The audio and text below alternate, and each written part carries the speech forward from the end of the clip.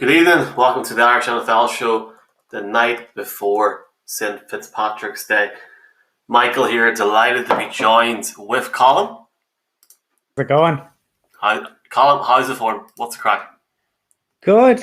Von Miller is staying in Denver. That's always a good thing. It's the night before Paddy's Day, and we have a whole other set of business to discuss. So, yeah, good. I mean, is there much news to discuss, or is there anything to discuss? Yeah, just a little bit. Just a little bit. Is there?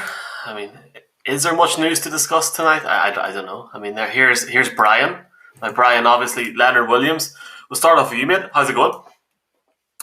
Good evening, gents. Yeah, took a while. Finally got there. I think it was inevitable that he was going to sign the contract. He wanted to stay. We wanted him to stay. But it certainly has derailed probably plans in which they probably had in place for the past 24 hours, 36 hours, because they haven't done a lot.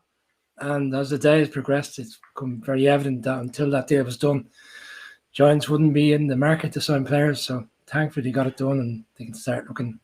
They're bringing some players, a couple of players in, but nothing too high on the radar, shall we say, in terms of the bigger players that are available.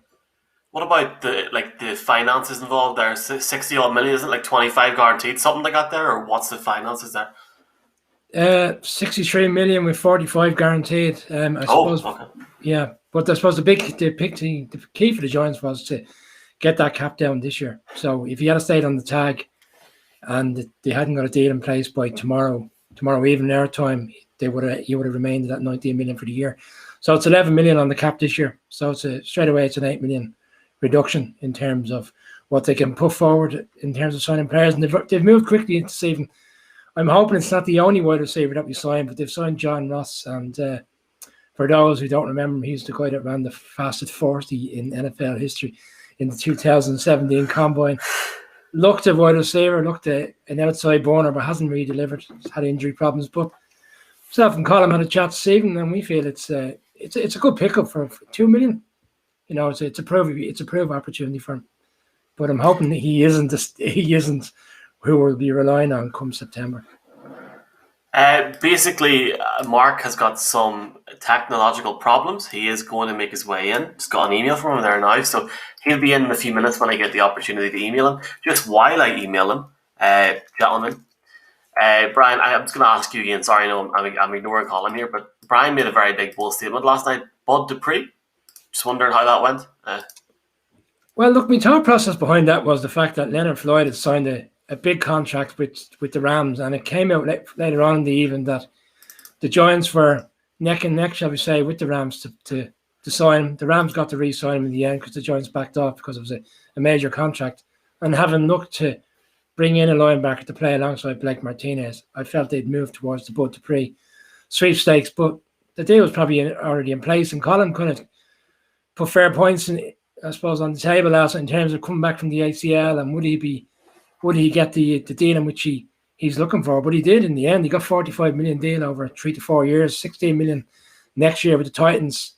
Titans took a punt on Clowney last year. Didn't really work out. And once their defense played well, if he's the player in which we saw the first 6 to 7 weeks last season before the injury, he'll be a great acquisition for them. And even in the last half an hour, they picked up Janoris Jenkins, who was with the Saints, cornerback, and was with the Giants. Good experienced player to bring in on the back of Malcolm Butler being released. So they're obviously looking at the defenses, holes there that need to be filled. So I still think that Bud Dupree is a really good pickup. It is, and before Mark comes in, just before we bring Mark into the show, Colin, big day for the Broncos, getting Von Miller over the line as well. Yeah, obviously as a Broncos fan, I'm delighted. I do wonder, because the talk was that the Broncos were sniffing around Leonard Floyd as well, but it became too expensive. If that deal hadn't gone to the price it had, could we have seen a Von Miller-less Broncos? Potentially, but that's the way these things go. I saw a piece last night where Drew Brees almost didn't end up at the Saints and was almost disappointed they weren't the first choice. He thought he had a deal in place to go to the Dolphins way back when, and look how that turned out. So, these really are sliding doors moments in free agency where, deals get done, somebody else ends up someplace else, and as a result, somebody wins a Super Bowl and somebody else doesn't. And we've got a special guest tonight. Here he is.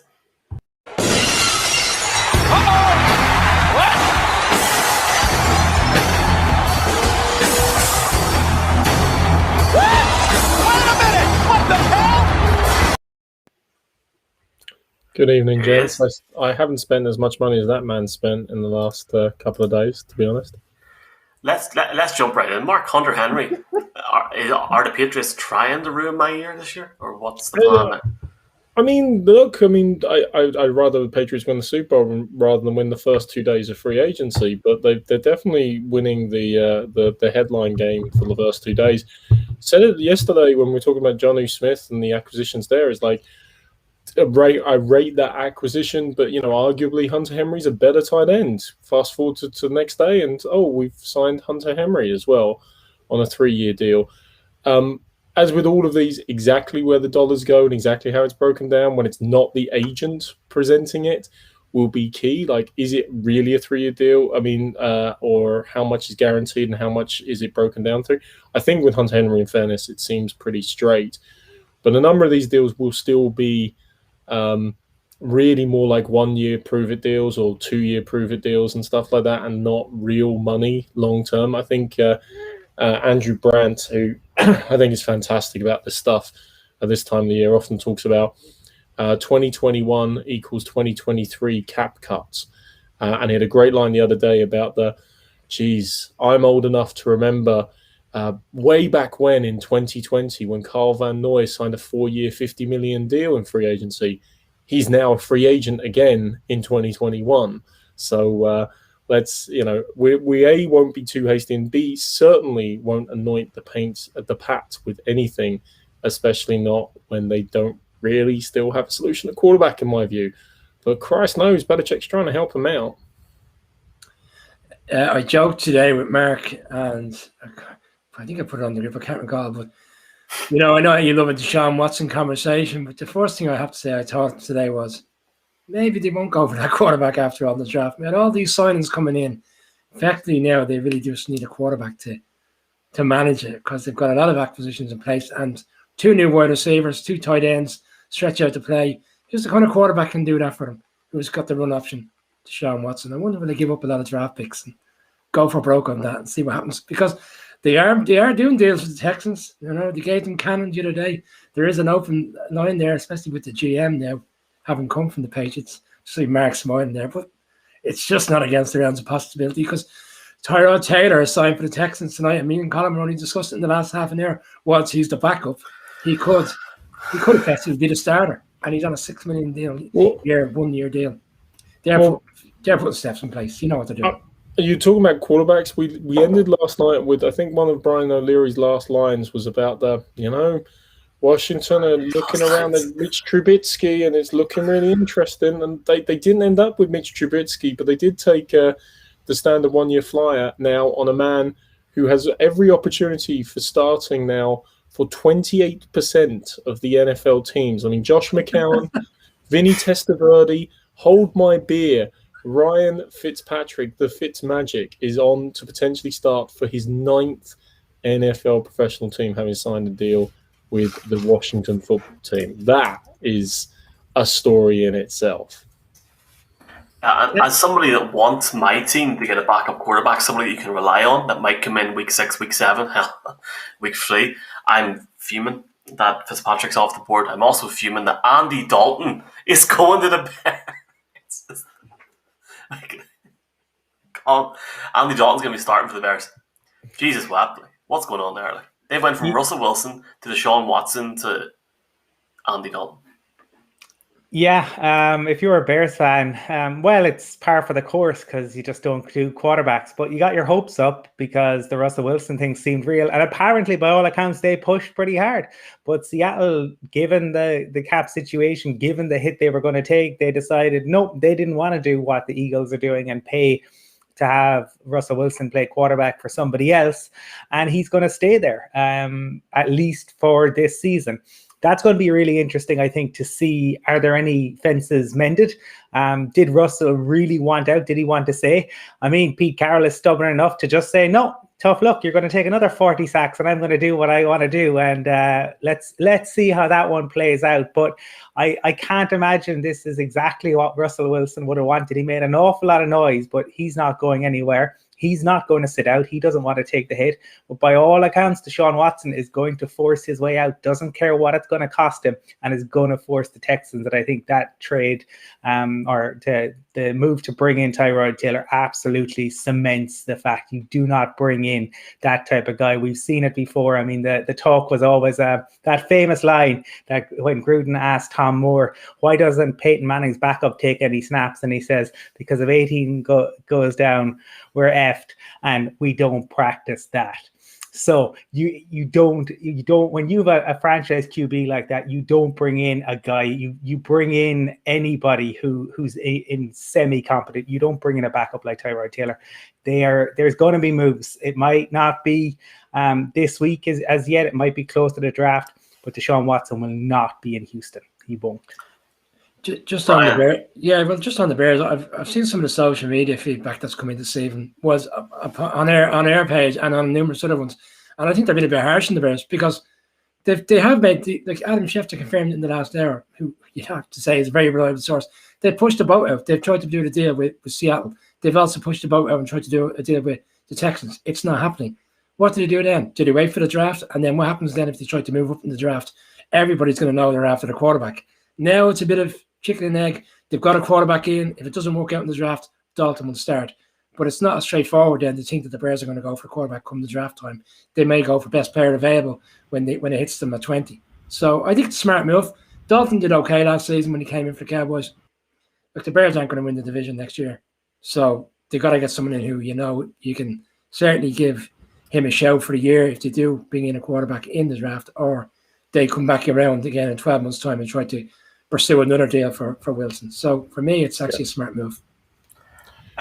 Mark, can I just say publicly, if Watson goes to New England, I'm done. So you can.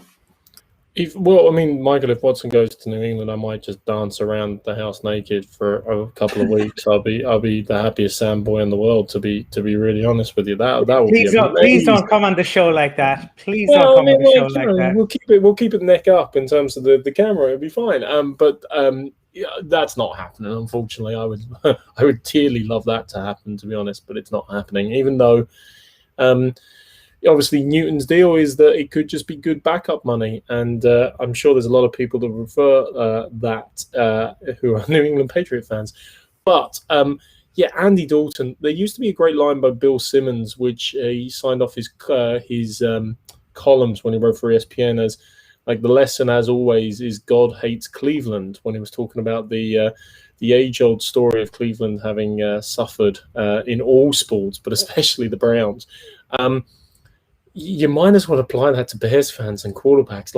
If you are a Bears fan, and we know a good few, obviously, who have been super excited about, maybe we get Watson, maybe we get these, and getting themselves almost worked up. When we had Jane Slater on, she talked about, well, there's always a possibility that Prescott might, not sign the tender and then could become a technical free agent. And then other teams will be in the mix. It was like, oh, please don't say that out loud as well, because Bears fans would just add 2 and 2 and get 17 in relation to this.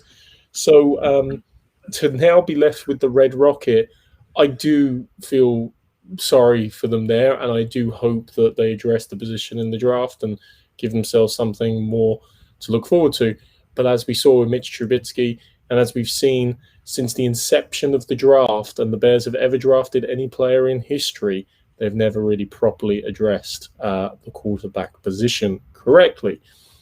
Funny, we're talking about quarterbacks, though, and about Wilson staying put, and about the Seahawks. Seahawks haven't made a big splash in terms of acquisition during this free agency period, but they have lost an interesting player, and certainly a really strong player in their secondary that they've leaned on quite a bit, in Shaquille Griffin, who signed quite a large deal to go to the Jacksonville Jaguars. There are many that point to his stats and say, you've heard 6 interceptions in 4 seasons. That doesn't really scream lockdown, shutdown corner who's going to be a difference maker. But he's been definitely the Seahawks' #1 option there, and a big picture acquisition by the Jags, who have also purchased a few more players during free agency as well. I mean, they're not quite the Patriots, but they've certainly been busy. Yeah, and they picked up Marvin Jones this evening, who you wouldn't have thought would have been one of the wide receivers that was down the pecking order in terms of when he gets signed. But no, if they've gone for him.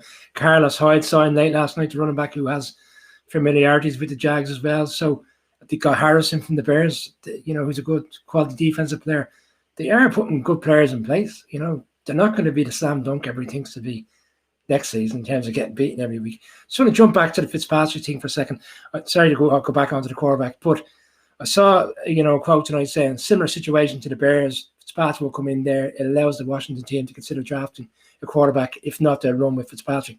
Difference for this one is Fitzpatrick isn't getting paid backup money. He's getting paid $10 million for the 1 year. So you'd have to expect he'll be the starting quarterback. Just on the Bears and the despondency amongst Bears fans, the Bears have gone from 40-1 to win the Super Bowl to 50-1 to win the Super Bowl by bringing in Andy Dalton.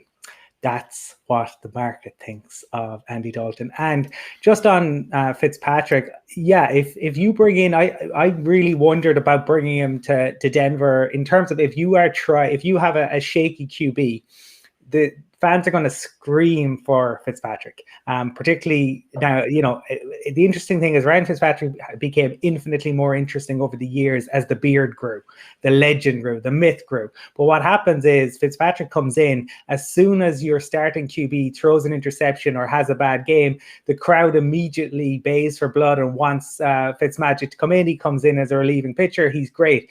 But when he starts, I wonder about. I think good news for the Giants, and given that the Eagles are not going to do anything, it really I wonder whether you can really build around Fitzmagic for a long term, for a season. He's great when he comes in, but I think if you're the Cowboys or the Giants, all of a sudden your odds on winning that division, I think, went up. So a lot there's pressure there, Brian. Third year for your QB, he should be able to take the step up this year, right? Yeah, if only it was that straightforward. It's a make or break year. But I actually agree with you, Colin. But I look at the Alex Smith situation last year, and their defense was so good last year in terms of top 5. It's kind of a status quo in a sense. 1 year, game management from Fitzpatrick, similar to Alex Smith to a certain extent, albeit he's a bit more exuberant in terms of he'll put his head in anywhere and he'll run for it.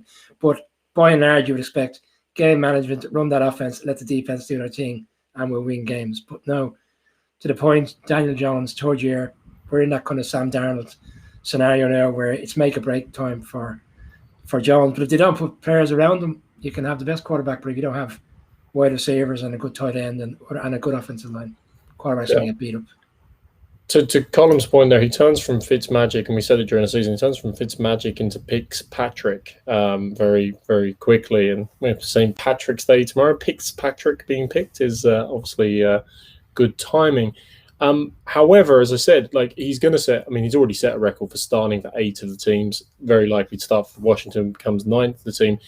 There are some players, in free agency that are just unique no matter what. And Ryan Fitzpatrick and his background obviously is very unique. But there's another that actually got signed yesterday that we didn't touch on, or kind of announced yesterday we should have touched on. Kyle Shanahan seems to have an adoration, and obviously John Lynch, for people that have the same name as him. That is the only thing I can put down to the amount of money he has thrown at Kyle Juszczyk, both in the past and now in his future re-upped deal. Look, the one way of defending the massive amounts of money, fullbacks are going to bed dreaming of Kyle Juszczyk money. Let's be fair about this. It's like some kind of imaginary dream for them. But the only way to defend it is he sees the importance of the fullback position. We alluded to before, everyone's looking for that X factor, the position or the role that makes the defense have to defend in a different way, that therefore allows you to get a strategic advantage. For years, that's always been seen. One of the key difference makers is, of course, at the tight end position. And Bill Belichick, not only has he made a big splash this year, but he knows tight ends. He knows Mike Bavaro. He had to scheme against Ross Francis for many years when he was defensive coordinator of the Giants. He obviously had Gronk and Hernandez. I shouldn't say his name out loud, but also drafted Daniel Graham and Ben Watson before. So he knows about that and about the fact of, well, hey, can a linebacker cover them, or do you put a corner on them and then run the risk of being dominated in the run game? And Shanahan sees Uzak at the fullback position as that potential difference maker, splitting him out wide, doing lots of different things with him schematically and everything. But the amount of absolute money he throws at him, I just kind of keep looking at it going, who else would have given him that money? But fair play to him. He's made a nice chunk of change out there in 49er land and will continue to do so. So Kyle loves Kyle there. Couple of comments in here. First off, Luke Kelly saying Dalton to the Bears is an interesting move by them. And as a Broncos fan, where do we go now from a quarterback to push lock? We'll try and touch on the Broncos maybe tomorrow night. We talked about Von Miller at the start, just obviously him agreeing to stay for another year. The boat is out on different players such as Philip Lindsay. We'll come back to that at some point. Some news that came out in the last hour, boys. Zach Ertz has now been given permission to seek a trade from the Eagles. Any potential landing spots, Colin, that scream out to you at the minute? I saw mention that the Chiefs were supposed to be interested. Clearly looking at what Bill Belichick is doing and saying anything you can do, we can do better. So bring in the two tight ends there to play alongside Kelsey. I mean, Ertz is a very good tight end. I think he's got a lot more left in him maybe than, say, Kyle Rudolph from the Vikings. I think he would be a good addition wherever he goes. And look, having a tight end like Ertz, really kind of gives you a huge weapon. For the Eagles, this is kind of confirmation, I think, that they are really pressing full reset on this, and this is they're doing maybe what the Patriots did last year. They let everything go. They got to eat all that cap on Carson Wentz. They got to see what they have in Jalen Hurts, and this time next year we may well be looking at them as a team that are signing with a new kind of bumper cap when that gets set and the TV deals are in place. But if you are an Eagles fan, what a fall from lifting the Super Bowl to seeing that team fall apart and seeing yet another kind of fundamental part of winning it now move on. I would love to see Zach Ertz on my team. I think he's arguably, on his day, one of the best tight ends in the NFL. Not as good as Rob Gronkowski or Travis Kelce, but he's a level under that there. I think it'd be very interesting to see where he ends up. I can't think of where. I don't think he'll end up at a contender, though. I think it'll be a situation where I don't know why it's taken too long for him to actually happen. For example, whoever put that comment in, thanks very much as well. Brian, what do you think about Zach Ertz? I think there'll be a market for him, but I don't think I think it's back to the situation with the West deal. I don't think the Eagles will get what they're expecting, unless they get several teams in the market who wants to push a good third round pick or something. He's been linked to the Colts. I think that's more because of the Wentz situation. They've got three tight ends already: Ali, Cox, Borton, Doyle. Between the three of them, they've had consistent seasons, so I don't see who to be odd man out there in terms of to move Zach Ertz in. So it's a difficult. But I do think that he's still. I agree with Colin. I think you get 2 or 3 years out of him, and I think teams like the Vikings who've just let Rudolph go could be interested. The 49ers actually might be a better push. I know they've got Kittle, but he's the kind of player that could go in there and help them. I think there's a team that's on the periphery looking to get into the playoffs. I think he'll end up somewhere like that, who can just be the difference maker, has the experience, won a Super Bowl to help them kind of push on and have an improved season in comparison to last year.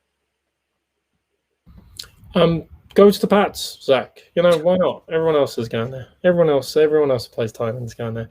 On a very serious note, actually, the one thing about free agency, of course, is we say about desperation and we say about teams having to cover up mistakes.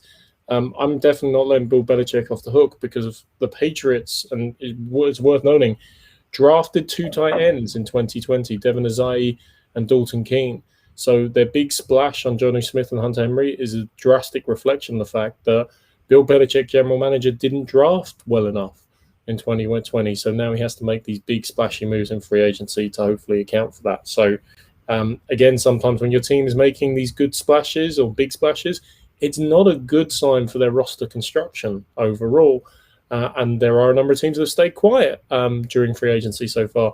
And whilst some just don't have any cash to spend at all, others have a more and can have a more measured approach to building up their roster for start of September. It's a long way away still, guys.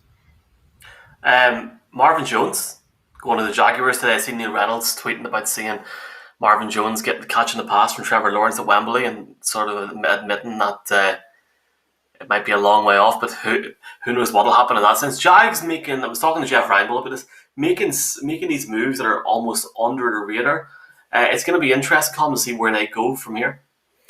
Yeah, well, they were very quiet on day one, given the amount of money that they have available. And certainly the response from Jags fans was, this is, why aren't we making moves? We have all the cap space. But they obviously have changed that around today. So we've gone from, the team isn't going anywhere to which route is the Super Bowl parade going to take. And that's the beauty of free agency, the beauty of the NFL is that it can all kind of change in a heartbeat. And that's why fans are fans. Look, you have to have guys that can catch the ball from Trevor Lawrence when he is starting down there, and they have some weapons. So bringing in somebody like Marvin Jones is a very sensible option. Obviously, a guy with experience, and that's what they're going to need. You need that blend of youth and experience, but they have a lot of money, so it might well be that it kind of in the second and third wave of free agency, they will also look, because again, in the same way that we were just talking about Ertz on the move now, there will be plenty of others who will also be caught or be up for trade over the coming days. So we're only at the beginning of this. I mean, free agency hasn't even officially started. That's the interesting thing with all of this. We are just at still at day 2 of legal tampering. Can't wait till tomorrow in that sense. Bud Dupree, a guy that we all thought, Mark, would go to the Giants after Brian's revelation last night, ended up the Titans. Were you surprised by that move? For me, yes and no. I mean, the Titans need a lot of help on defense. Let's be clear. I mean, they went from 2 seasons ago having a very dominant defense and run attack kind of being their calling cards, this season having a completely porous defense. And of course, they put up an exciting attack. Tannehill obviously came through and made some clutch throws and showed the development, the capability he had that he never really demonstrated in Miami enough. And Derrick Henry has just been the most awesome running back in American football for the last couple of years. But on defense, they were diabolical. They could not stop anything. So they need to make some serious changes. I expect to see them heavily address the position in the draft as well. Am I surprised to see Bud Dupree being one of their highlights? Well, yes and no. He is one of the key talents they have, but they have to upgrade so many layers of their position, of their defense. I'm a tiny bit surprised, but the money's big. I mean, the money is good for Bud Dupree. Don't have it in front of me at the moment, but I think it's announced as an $85 million deal, or a massive deal, but only about 32 guaranteed over 5 years. It's a long contract, and etc. Again, wait till we see the detail, but the guarantee commitment is big. Good for him. He was going to get paid. It clearly wasn't going to be in Pittsburgh. But some done and a lot more to do for the Titans on the defensive side. Offensive side, you seen guys, you got it lined up, but defense, my God. That needs an overhaul. Yeah, I kind of touched on it before Mark came in. I made that bold statement. I thought the Giants would go for him because they were in on Leonard Floyd and it didn't work out. So I thought they'd revert back to the Bud Dupree. But again, Colin made the point. Would he, we'll see what comes out of the ACL injury. But I still felt he was going to get paid. And yeah, the Titans have serious holes. Jack Rabbit signed in the last hour for them, who's experienced cornerback, can go in and help the defense there. So yeah, I agree. Come draft time, predominantly on defense, they've got the offense in place there to. We've seen it last year in terms of how many points they were putting up in games, even when it was the offense that were winning them games because there was average points of 37 to 24 points per game, and their defense was just letting in too many points, and that's really what was the detriment in the end because the Ravens managed to do a number on that defense in that playoff game. And prior to his injury, Dupree had what I think it was a really good record: 8 sacks in 11 games. Obviously, the SCL set him back, so it'll be interesting to see how he comes back from that in that period of time. Another guy that, got an extension yesterday, Michael Davis, stayed at the Chargers, even though there was a lot of rumours that he might have had bigger offers elsewhere. Colin, that would make you think he believes in this team, he believes in his young quarterback, and another big move for the Chargers that clearly are going places with Herbert at quarterback. Look, the issue for the Chargers has over the last few years, one was probably the head coach. I don't think was at the level that you'd want. I think he's a good coordinator, but taking the jump from being a good coordinator to a head coach in the NFL is a really difficult job. And we've seen time and again guys who are outstanding as coordinators find it difficult to make that jump. And I think that was the case. He may learn, he may come back. That can happen as well. But the Chargers also suffered like horrific injuries and crazy injuries from Tyrod Taylor last year, which is how they ended up with Herbert. But so many kind of freak injuries, particularly on the defensive side of the ball.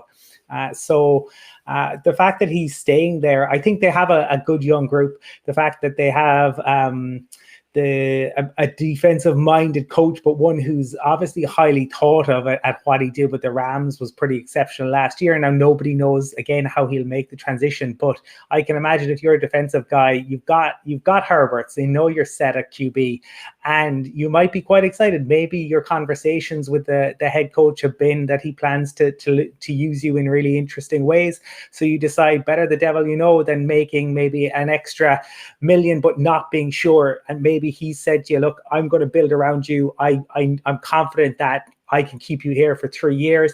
You go to another team, sure, you might get an extra 800,000 up front year one, but they're saying to you, well, this is a prove-it deal, and who knows where you'll end up in 2 years. So I really interested to see what the Chargers can do. We talked about yesterday, they brought in help on the O-line. Herbert in year 2, I mean, if he can take another step up, given what he did last year, they could be serious contenders. And if you're going to have to duel it out with the Chiefs for that AFC West, right now they seem best placed because the Raiders, we haven't mentioned the Raiders are a mess. What is going on in Vegas? Because there is no O-line there. They're cutting guys and it's costing them money. Really, it doesn't make a great deal of sense. If you're a Raiders fan, again, there's been all the talk of maybe they'll be in on looking for a QB, but now Carr is coming back. You've seen your receiver who did well last year, whether he did 13 million a year well, I don't know, Mark. You're gonna find that out. But you saw a receiver who did well for you leave. You now seen another O-line guy leave. If I'm with the Chargers and I'm looking at, because the other offer was with the Broncos, I can understand why unless you were getting a great deal more, I get why he made that decision. I'd also bear in mind, and he's going to be well aware of this, and he's conscious of the fact that they lost 6 games in really unfortunate circumstances during the season. They were finding ways to lose games, and a lot of that came down to very incompetent play calling at times, in particular with the head coach taking over, the play calling, and they still managed to throw away games. And probably looking at that saying, this team isn't as far off as it may seem, and gradual improvements coming in, experienced players such as Lindsay, the center. And who's to know what they're going to do in the draft? They're already been mute that they're going to take Rashawn Slater, second best offensive line guy in the draft. So, they're literally looking to give Herbert as much protection and help as possible because they do have weapons on the offense. So it's a smart move, in my opinion. I think the Chargers are slowly building something there. But to Colin's point, when you're up against the Chiefs, it's always going to be very difficult. Yeah. I'm going to say about another man called Davis, however, got some money, which was Corey Davis, of course. He's down for 37.5 million, 27 of which I believe is guaranteed, going to the Jets on a 3-year deal. Because we're mentioning the Titans, obviously their offense worked, but they've lost a key part of it there, because he definitely probably has never deserved the 5th overall pick. He hasn't been deserving of the draft capital they spent on him, originally the 5th overall pick, but has been a very 2 seasons. And the Jets spending big money there. They've a lot to improve upon in their wide receiver core, of course. They still also need to figure out who exactly they're going to rely upon to throw these people the ball to in due course. But, Michael, I think one of the most interesting things today has also been, there's another big wide receiver off the list, but it's the big guys who have been getting the money, especially upon the D-line. I know you alluded to start the show to Von, but really the big chunky D tackles along the board, whether it's the massive money that Leonard Williams got, or whether it's some of the other quality players that are up for grabs, especially some of the pass rushers and Hendrickson from the Saints and otherwise. That's been a part of the story today, certainly. Yeah, and obviously seeing the Jets getting Carl Lawson from the Bengals, yeah, big move for them. Just while it's in my head, boys, I know you've mentioned 4 or 5 names there as well.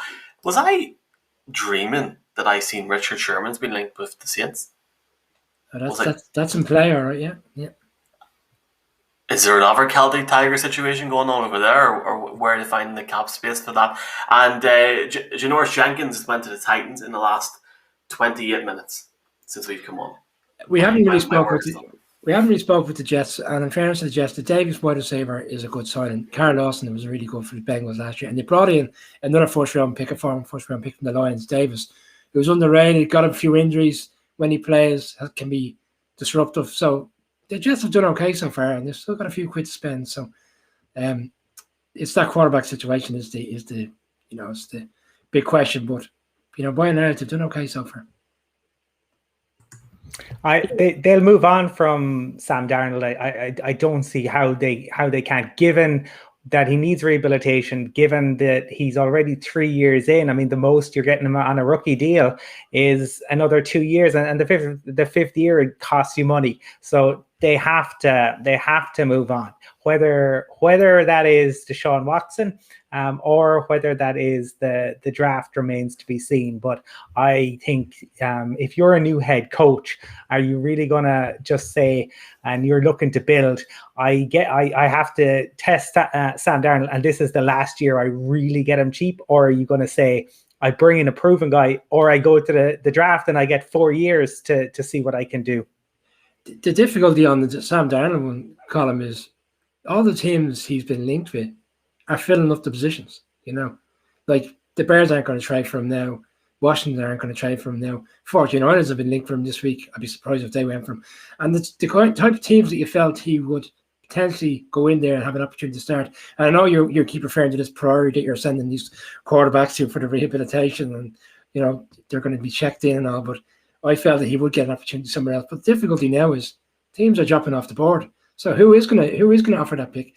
I think the Jets should have done the deal sooner. I know it gives their hand away in terms of what they want to do come draft night, but what's going to happen in the draft night is going to be a similar scenario to Josh Rosen a couple of years ago. They'll pick Zach Wilson at number 2, declaring that now before we even do our live show. And then come the second night, they'll be scrambling around hoping someone chose them a second-round pick, and they won't get that second-round pick. They'll end up with a third. Where if they went with it now, or over the past few weeks before free agency, I think they would have got a better pick than what's going to end up with. But they've got a lot of picks, so maybe that isn't the concern for them. Maybe it's just getting them off the books. Deshaun Watson's agent is still hunting down everyone in New York, Miami, and San Francisco and saying, don't worry about it. You send Darnold back. I'll go over this way. It'll be fine.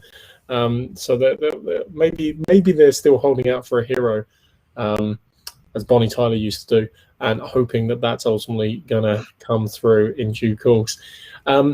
The other thing we were talking about on Lawson and Hendrickson as well. Some people will wonder, and I saw a great breakdown of this. It's like, well, Lawson had about 8.5 sacks last year, kind of a bit of breakout. Well, why didn't the Bengals just hold on to him? Why did they pick up Hendrickson in free agency? And we talked a lot the other day about kind of roster philosophy and you know, contracts construction, or not a lot, but we touched on it about voidable contracts, option years, different ways in which different teams do things. The Bengals have always done free agency and second contracts in a very particular way. They do not like, in any way, shape, or form, and they've done this with Andy Dalton, they've done this with AJ Green, they've done it across the board, giving signing bonuses. They want their free agents to accept a greater amount of guaranteed money in different years, etc., but not on the basis of a signing bonus, because then it prorates the cap hit. And therefore, they want to minimize the potential impact in cap hit and give themselves greater flexibility in later years. You can look at the Bengals' playoff record and potentially suggest that hasn't been very successful, and maybe you want to change your philosophy in some respects. But they are very committed to that. And I almost guarantee that when you look at the ultimate breakdown of Lawson's deal, that he is getting some additional guaranteed money in later years. In fact, sorry, they don't even like guaranteed money in subsequent years, to be honest with you. They try and give it all in the first year. That he's going to get a bigger guaranteed money hit in later years, whereas Hendrickson's on a 2-year deal. Probably the second year is unguaranteed, but with a bigger upfront payment of 20 mil in terms of the split. So it comes back a little bit to philosophy and the way the 32 teams play the same game with slightly different competing strategies as how to get there. The Hendrickson one was 20 million year one, 12 million year two. Yeah. And I guarantee you 0 is guaranteed in year 2. But there you go. Brian mentioned Sam Darnold and the 49ers. One rumor is that, and this is one of those off the wall, who knows, but that we all know Billy B never wanted Jimmy G to leave. Could he bring him back? Could he bring him back to now he's got the weapons and say, this is what I could have done? And that opens it up for Sam Darnold to go to the 49ers. What about Trubisky? There's a lot of rumors doing the rounds that Trubisky could go to San Fran as a backup. A lot of rumors doing the rounds. And going on rumors, we haven't addressed this to Mark yet. OBJ tweeting cryptic tweets, Patrick Chung tweeting cryptic tweets. It might be a very good St. Patrick's Day. It was a very bad St. Patrick's Day for Patriots fans last year, but it could be a very good St. Patrick's Day this year. I assumed the Odell Beckham one when he says the second act means he's referring to his return to the Giants, yeah? Or his retirement, maybe. Be nice. No, too soon. It was a joke. I think what's wrong with Odell Beckham is nobody. This sounds very harsh. Nobody cares about him anymore. In the sense that he's not in the news. He's coming back from his injury. I don't know if you saw the video there about a fortnight ago. He was putting videos out of his rehabilitation.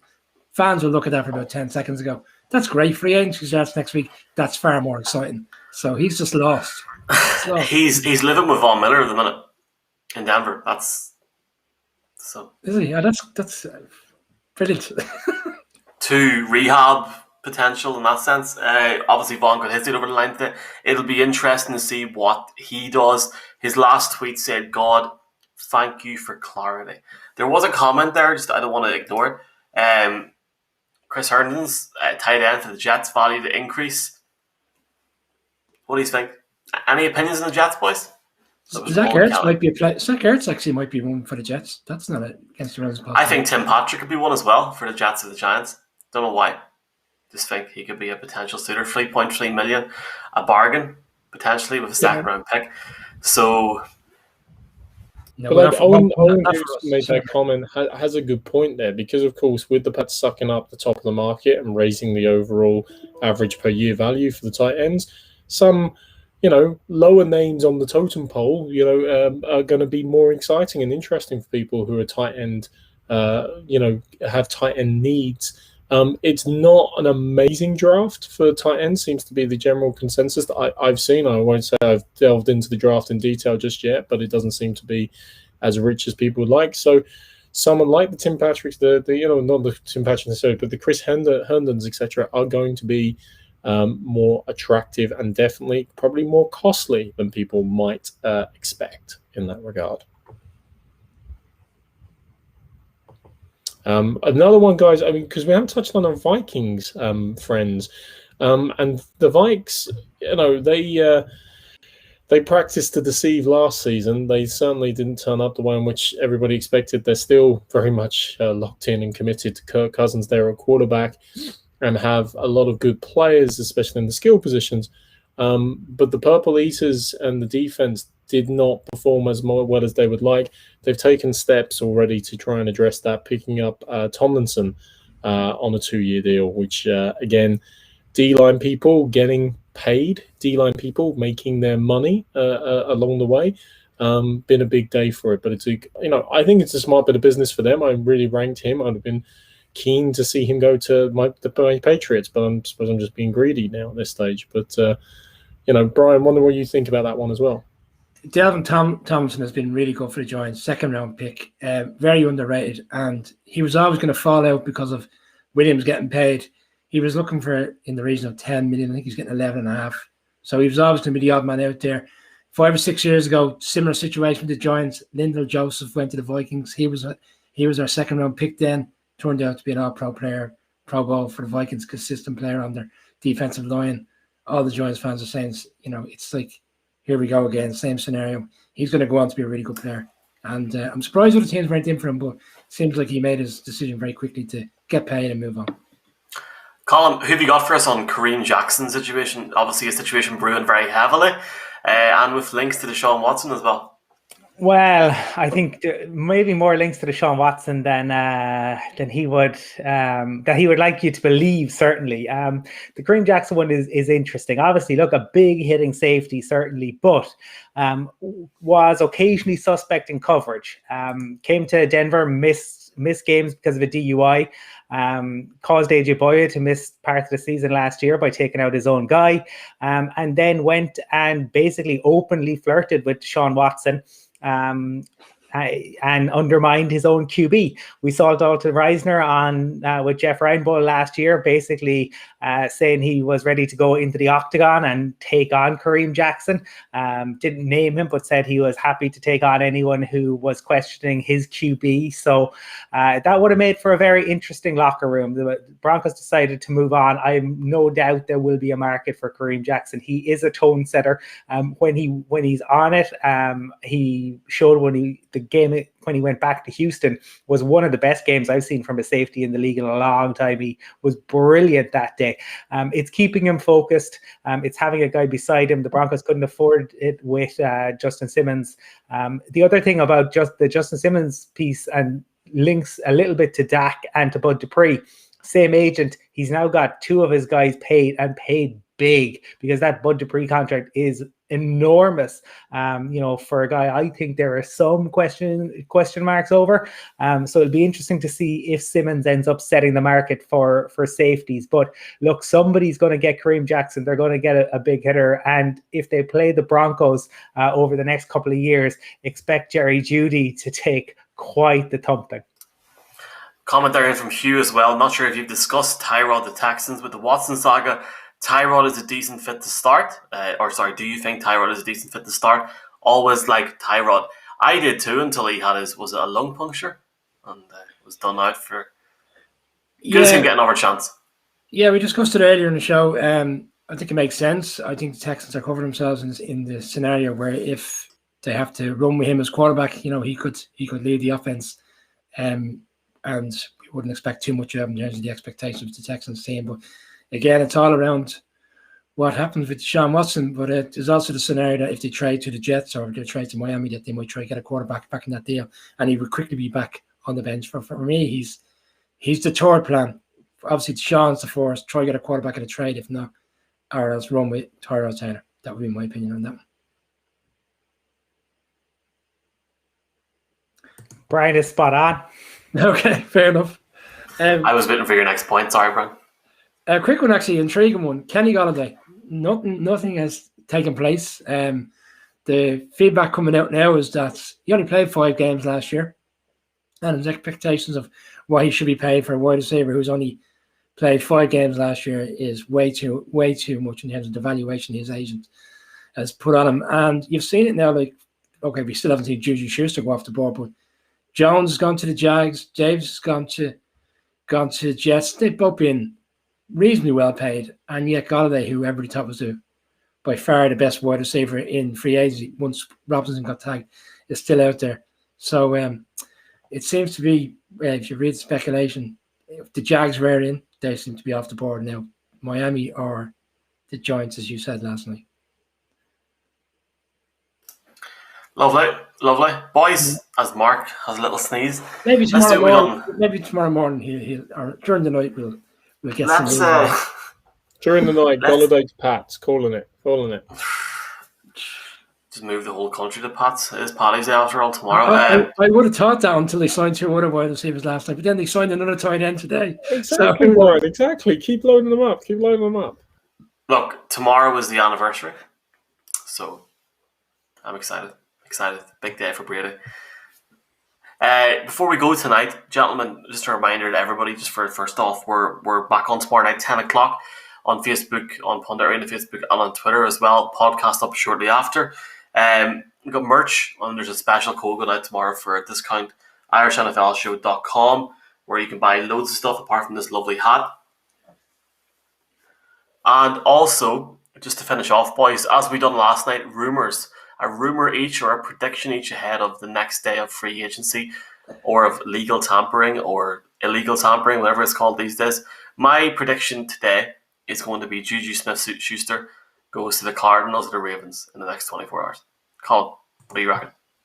It's not a prediction, it's a plea. It's a plea to free Allen Robinson because, my God, having to play with Andy Dalton, there is nobody more deserving of an escape route than Allen Robinson. I might need to start wearing a free Allen Robinson t-shirt.